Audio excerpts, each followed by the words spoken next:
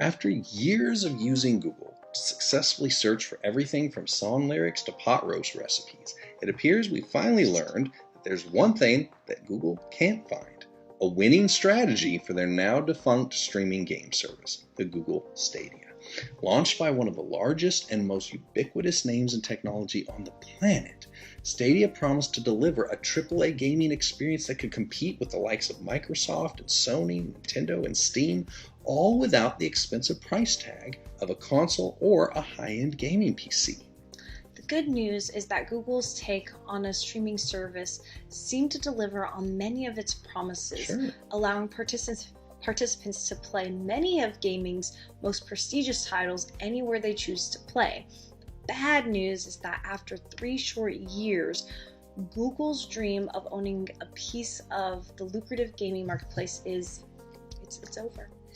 While there's a large number of reasons why Stadia was unable to find a path to sustained relevance, there's fierce competition.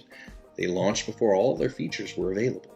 There were limited exclusives. There's a lack of internal game development. They failed to grow their user base. We can go on and on, but there's one central reason that Google Stadia has had its plug pulled once and for all, and it may not be what many of us may have originally thought. The reality is that Google, the parent company for Stadia, had more than enough money to continue propping. They have all the money in the world to continue propping this service up until it finally found its footing. Last time I checked, they have a value of like over $400 billion. It probably went up another several $billion while we're recording this. So while this is certainly a disappointing setback, I think the company will be just fine. I just used Google to search for something a few minutes ago. It still seemed to be its normal cheerful self. It even offered me cookies, but I blocked them. And all of the users of the service who made full game purchases, they can follow a process to have these refunded to their original method of payment, a full refund. That's a pretty nice gesture and an expensive one. So the actual pain of this is being felt most deeply by the developers, not the gamers, because these were the people who either partially or fully committed their resources to building games on that platform. And there isn't a simple path to recouping their losses on this promising gambit. So, if Google isn't going broke... No, they're fine. And they even had enough resources to refund gamers' purchases. Every single one of them. And Stadia actually showed signs of promise. It wasn't that bad. Then why is it gone? For one simple reason.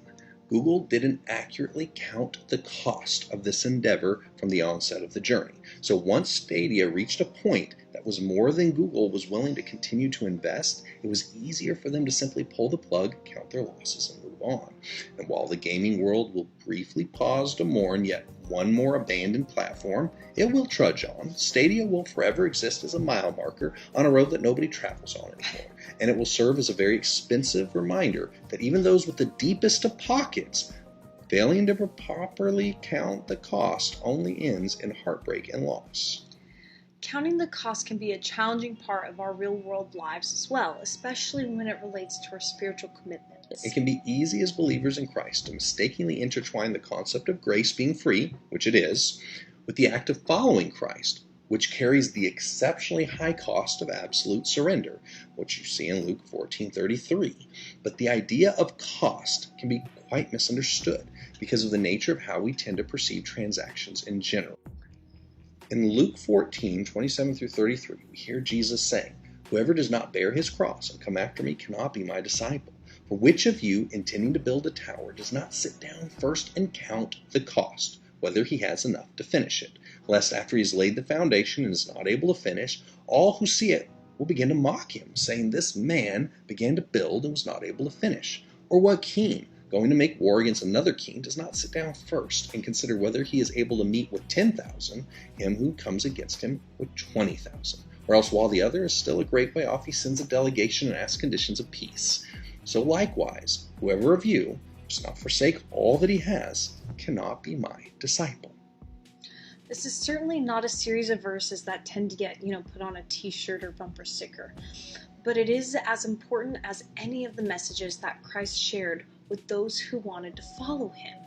Christ was not interested in being followed because of the miracles he performed or the power of his messages. He was seeking informed followers who fully understood what they were committing to and accepting of what it would ask for them in return. While many of us are absolutely willing to pay any cost associated with the equitable receipt of goods and services, that is not the way the Lord's economy tends to work. As a matter of fact, it is clear through both the Old and the New Testaments that accounts of those who chose to follow the Lord will often be asked to make far more deposits into the kingdom of heaven than withdrawals on this side of eternity, and will rarely have the opportunity to see the quantifiable success of our efforts until after our journey's end. Prophet Jeremiah was charged with preaching an unwelcome message to an unreceptive audience for the entirety of his ministry, foretelling the fall of Jerusalem in his generation. His cross, to preach from a position of pain and imprisonment before finally being forced against his will to join his people on an exodus to Egypt that they would not return from in his lifetime. Ezekiel was shown visions beyond our comprehension, but he was also tasked with painfully enduring the loss of his beloved wife, without even the luxury of mourning her passing as a component of his ministry. Well, the Apostle Paul, he certainly had quite a bit to say about the matter. In 2 Corinthians 11, he said, "From the Jews 5 times I received the 40 stripes minus 1. 3 times I was beaten with rods. Once I was stoned. 3 times I was shipwrecked.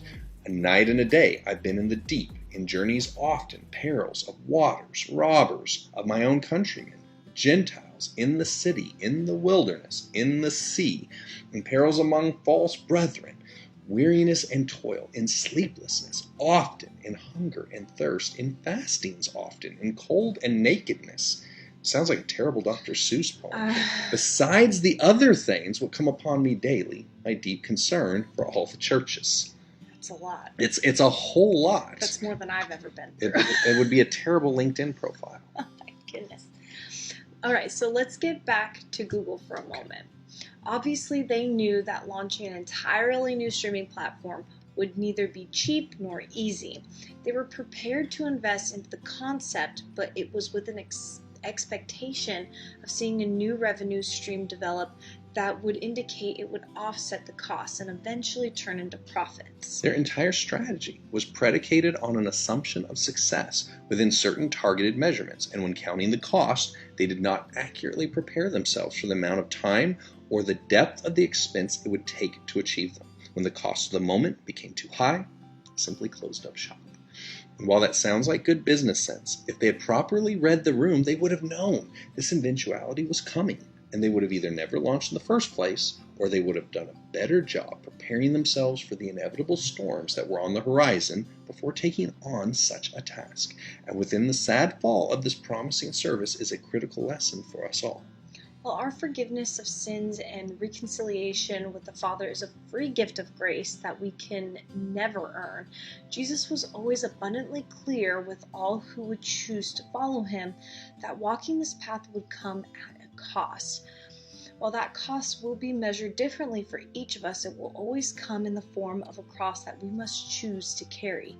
And many times we will not understand the purpose for our cross or be able to see the value in carrying it at the time. For Noah, it took the form of building a giant boat at a heavy cost, while those around him mocked its seemingly needless purpose. For Paul, it meant giving up his personal desires and pursuits so he could live that life of sacrifice, sowing the seeds and writing the letters that would one day form the basis of most of our Christian doctrine.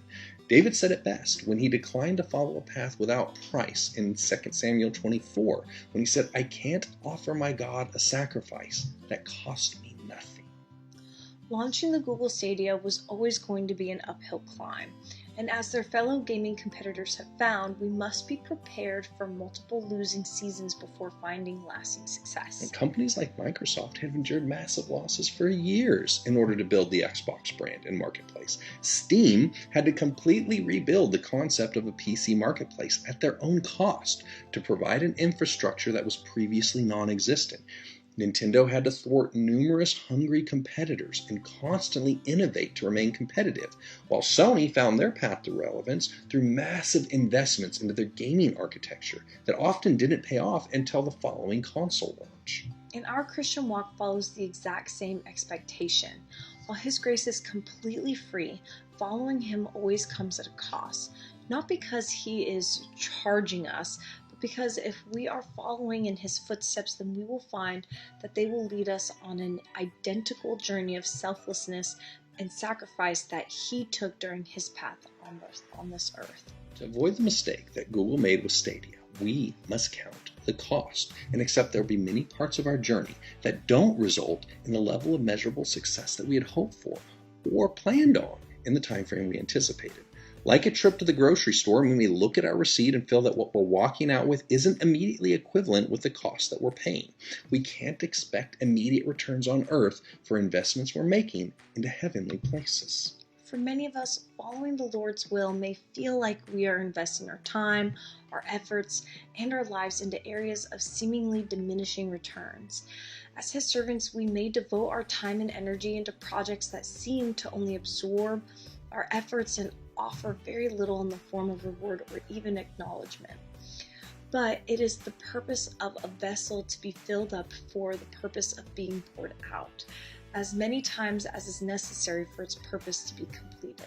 And if we count the cost with the understanding that carrying our cross often includes accepting loss on the side of the journey, we'll find that the exponential returns that await us on the other side of this equation will far outweigh the temporary sacrifices that we're making right now.